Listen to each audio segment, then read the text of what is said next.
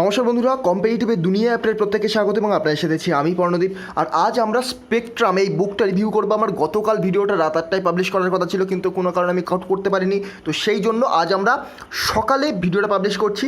তো স্পেকট্রামের বুক রিভিউ করবো। Spectrum Indian modern হিস্ট্রির জন্য খুব ইম্পর্টেন্ট বই, ডব্লিউবিসিএস ইউপিএসসির জন্য। তো সেই বইটাতে কী কী চ্যাপ্টার রয়েছে, এই বইটার পেজ অ্যারাউন্ড 850-এর কাছাকাছি। তো এই 850 পেজ পুরোটাই কি আমাদের পড়তে হবে, নাকি কোন পেজগুলো পড়লে আমাদের হবে, তারপর এই বইটা সহজে নাকি কঠিন, কোন কোন পরীক্ষার জন্য বইটা ইম্পর্টেন্ট, এই তথ্যগুলো আজ আমরা জানবো। চলুন শুরু করা যাক ভিডিওটা। তো প্রথমে আমরা এই যে স্পেকট্রাম বইটা কোন কোন এক্সাম কভার করছে সেগুলো আগে জেনে নেবো। তার আগে চ্যানেলটিকে সাবস্ক্রাইব করে পাশে থাকা বেল আইকনটি প্রেস করতে ভুলবেন না। এই চ্যানেলে আপনারা ডব্লিউবিসিএস এবং ইউপিএসসি রিলেটেড সমস্ত রকমের বুক রিভিউ পাবেন। এর মাধ্যমে আপনারা বুঝতে পারবেন কোন বইটা আপনার পক্ষে সুইটেবল এবং কোন বই আপনি পড়তে পারেন, কোন বই আপনার ভালো লাগবে না এবং কোন বই আপনি পড়লে আপনার কস্ট বেনিফিট পাওয়া যাবে না। তো দেখুন, প্রথমে আমরা দেখব এক্সাম কভার, কোন কোন এক্সাম কভার করছে। দেখুন, এই যে স্পেকট্রামের বইটা, এই স্পেকট্রামের বইটা কার দ্বারা লেখা হয়েছে? একজন আইপিএস অফিসার রাজীব আহিরের দ্বারা কিন্তু এই স্পেকট্রামের বইটা লেখা হয়েছে। তো স্পেকট্রাম পাবলিকেশনের যে বইটা, এই বইটা স্পেশালি ইউপিএসসি এবং স্টেট পিএসসিকে টার্গেট করেই কিন্তু লেখা হয়েছে। তো এখানে এই বইটা যদি আপনি পুরোটা ঠিক করে পড়তে পারেন, পুরোটা নয়, যতটা দরকার আমি বলে দেবো, তো ততটা যদি আপনি ঠিক করে পড়তে পারেন, আপনার সমগ্র ইউপিএসসি প্রিলিমিনারি, ইউপিএসসি মেন্স কিন্তু এই স্পেকট্রামের বইটা কভার করে দেবে।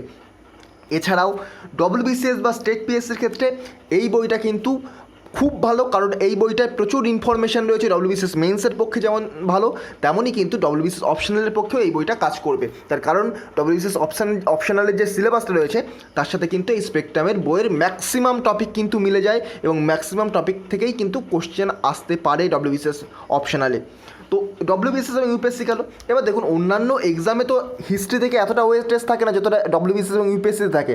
তো সেহেতু অন্যান্য এক্সামগুলোর জন্যও ইম্পর্টেন্ট।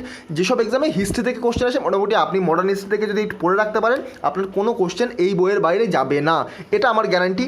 এসএসসি রেলওয়ের কোনো কোশ্চেনই কিন্তু এই স্পেকট্রামের বইয়ের বাইরে যাবে না। তো স্পেশালি বইটা লেখা ডব্লিউবিসিএস ইউপিএসসির জন্য।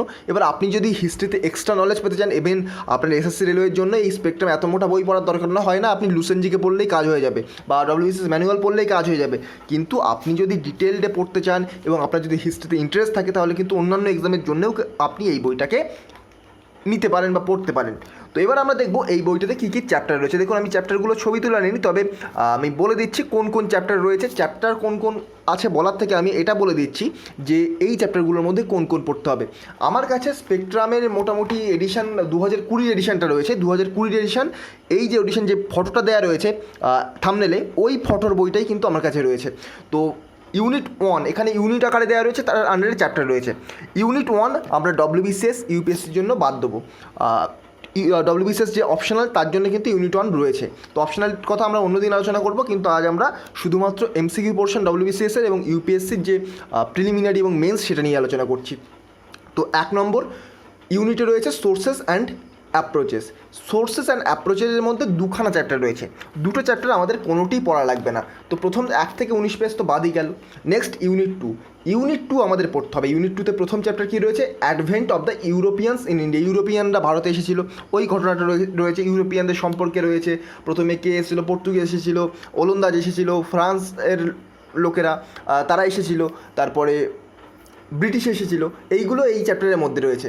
নেক্সট চ্যাপ্টারে রয়েছে India on the eve of British conquest. Eve of British conquest, এখানে ডিক্লাইন অফ মুঘল এম্পায়ার রয়েছে, সোশিও ইকোনমিক কন্ডিশন রয়েছে, রাইজ অফ রিজিয়নাল স্টেটস। তো আপনি যদি ডব্লিউবিসিএস দেন, তাহলে এই চ্যাপ্টারটা বাদ দিতে পারেন। এই যে 4 নম্বর চ্যাপ্টার, এই চ্যাপ্টারটা বাদ দিতে পারেন। তবে ইউপিএসসির ক্ষেত্রে আপনাকে বেসিক আন্ডারস্ট্যান্ডিংয়ের জন্য পড়তে হবে। নেক্সট 5 নম্বর চ্যাপ্টারে ছিল expansion and consolidation of British power in India. Expansion and consolidation of British power in India, অর্থাৎ ভারতে ব্রিটিশরা কীভাবে সাম্রাজ্য বিস্তার করেছিল, মাহেশ্বর সাম্রাজ্য, মারাঠা সাম্রাজ্য, তাদেরকে অ্যাবলিশ করেছিল। এটা কিন্তু ডব্লিউবিসিএস মেন্সের জন্য ইম্পর্টেন্ট, ডব্লিউবিসিএস প্রিলিমসের জন্য ইম্পর্টেন্ট, ইউপিএসসি প্রিলিমসের জন্য ইম্পর্টেন্ট, কিন্তু মেন্সের জন্য অতটা ইম্পর্টেন্ট নয়। তবে চ্যাপ্টারটা আপনাকে পড়তে হবে। Next people's resistance against British, এটা রয়েছে 6 নম্বর চ্যাপ্টার। 6 নম্বর চ্যাপ্টার, এটা ইউনিট 3-র মধ্যে পড়ছে rising resentment against company rule. তার মধ্যে 6 নম্বর চ্যাপ্টারে রয়েছে পিপল রেসিস্ট্যান্স এগেনস্ট ব্রিটিশ, অর্থাৎ সাধারণ মানুষের মধ্যে যে রেসিস্ট্যান্স তৈরি হয়েছিল বা বিরোধ তৈরি হয়েছিল, তার মধ্যে পড়ছে সিভিল আপরাইজিংগুলো পড়ছে, পিজেন্ট আপরাইজিং পড়ছে, ট্রাইবাল মুভমেন্টগুলো পড়ছে। এখান থেকে কিন্তু ইউপিএসসি মেন্সে প্রিভিয়াস ইয়ার্সে GS1-এ কোশ্চেন এসেছিল। তো এই চ্যাপ্টারটা পড়তে হবে। Next 7 number chapter the revolt of 1857, এটাও পড়তে হবে। ভেরি ডব্লিউবিসিএস মেন্সে কিন্তু এখান থেকে 14 থেকে 15টা কোশ্চেন আসে প্রতি বছর, আর ইউপিএসসিতেও কিন্তু এখান থেকে কোশ্চেন আসে। তারপর ইউনিট 4 চলে আসবে রিফর্মস মুভমেন্ট। এই যে reforms movement very important, socio culture reforms movement WBCS মেন্সে প্রতি বছর 12 থেকে 14টা করে কোশ্চেন আসে। ইউপিএসসির জন্য ইম্পর্টেন্ট, ইউপিএসসিতেও এখানে 1-2 করে মেন্সে কোশ্চেন আসে, তো এটা আমাদের পড়তে হবে। তো আমরা 8 নম্বর চ্যাপ্টার পড়লাম, 9 নম্বর চ্যাপ্টার পড়লাম। রিফর্মস মুভমেন্টের মধ্যে 8, 9 দুটো চ্যাপ্টারই পড়ে যাচ্ছে। আর নেক্সট আমাদের যে ইউনিট 5 সেখানে রয়েছে দ্য স্ট্রাগল বিগিনস। সেখানে চ্যাপ্টার 10 আমাদের পড়তে হবে। চ্যাপ্টার 10 পড়তে হবে, চ্যাপ্টার 11 পড়তে হবে। এছাড়াও ইউনিট 6-এ আমাদের চ্যাপ্টার 12 পড়তে হবে, এরা অফ মিলিটেন্ট ন্যাশনালিজম। তারপরে first phase of revolutionary activities 1907 থেকে 1917 পড়তে হবে। চ্যাপ্টার 14 পড়তে হবে, first world war and nationalist response পড়তে হবে। এছাড়াও ইউনিট 7-এ আমাদের রয়েছে কি, ইউনিট 7-এ রয়েছে এরা অফ মাস ন্যাশনালিজম বিগিনস। তো মাস ন্যাশনালিজম বিগিনসের মধ্যে কী পড়ছে, গান্ধীর এমার্জেন্স পড়ছে, তারপরে নন কোঅপারেশন মুভমেন্ট অ্যান্ড খিলাফত আন্দোলন রয়েছে। 17 নম্বর চ্যাপ্টারে রয়েছে এমার্জেন্স অফ স্বরাজিস্ট সোশ্যালিস্ট, এরা রয়েছে। তারপর চ্যাপ্টার 18-এ রয়েছে Simon Commission and the Nehru report.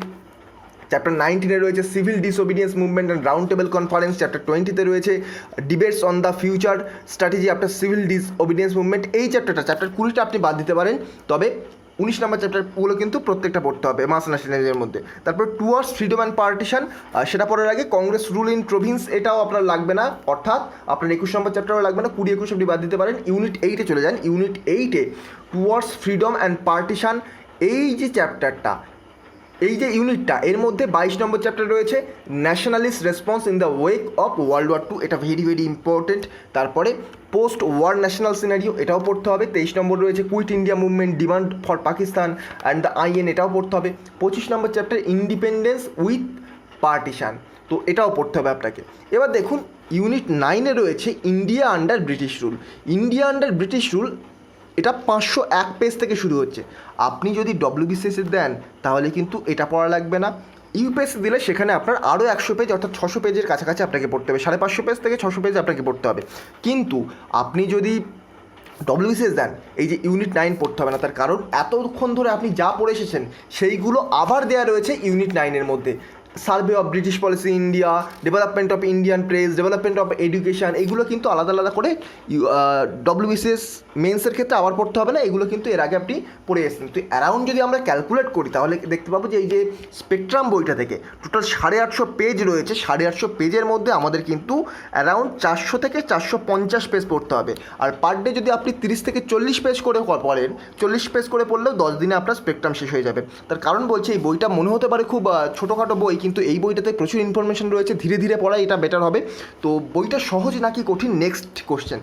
R spectrum আমি ফটো নিয়ে একেবারে বইটার থেকে ফটো নিয়ে আমি এগিয়ে চলো চ্যানেলে একটি ভিডিও পাবলিশ করে দেবো, ওখান থেকে আপনারা দেখে নিতে পারেন যে এই যে স্পেকট্রাম বইটা এখান থেকে কী চ্যাপ্টারগুলো অ্যাকচুয়ালি কীভাবে পড়তে হবে।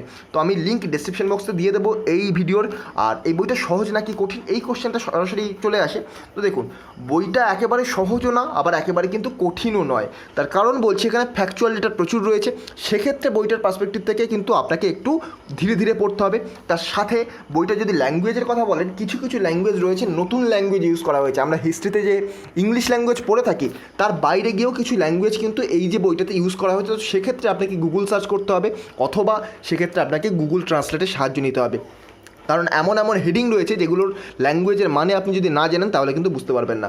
অর্থাৎ যারা ইংলিশে খুব ভালো তাদের পক্ষে অসুবিধে নেই, ইংলিশে যারা মোটামুটি ভালো তাদেরও অসুবিধে নেই, ইংলিশে একটু ভালো তাদেরও অসুবিধে নেই, কিন্তু ইংলিশে যারা খারাপ তাদের কী হবে।